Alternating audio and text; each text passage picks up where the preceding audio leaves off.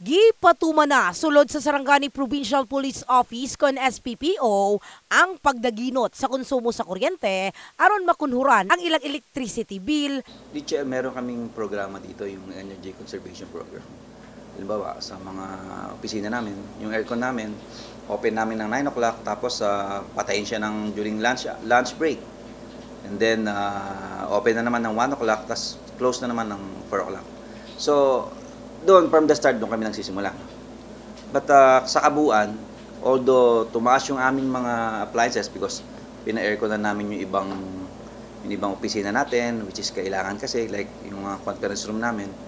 Pero patuloy pa rin yung aming pagmamonitor ng Energy Conservation Program na ginagawa ng bawat isa. Dunga ni Police Colonel Denry Francisco, Direktor sa SPPO, gikan sa ilang maintenance and other operating expenses kon MOOE ang ginabayad sa ilang electricity bill.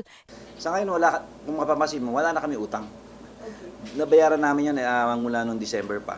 And at the same time, yung portion ng aming MOE, which is allocated sa fixed expenditures, dun sa ceiling namin, nagbabayad pa kami ng additional.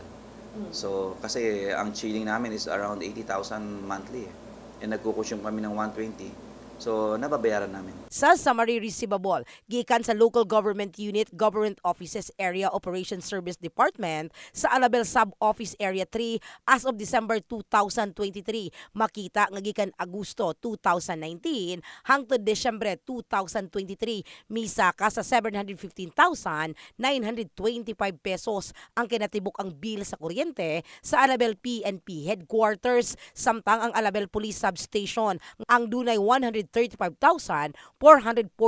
nga electricity bill. Kini ang kabahin lang sa gikaingong bayro nun sa kuryente sa LGU Alabel ngadto sa electric utility sa gikaingong utang sa LGU sa kuryente. Lakip usab diri ang electricity bill sa Bureau of Fire Protection ug ubang government offices. In the heart of changing lives, kini sa Brigada Richelle Gubalani sa Brigada News Jensen.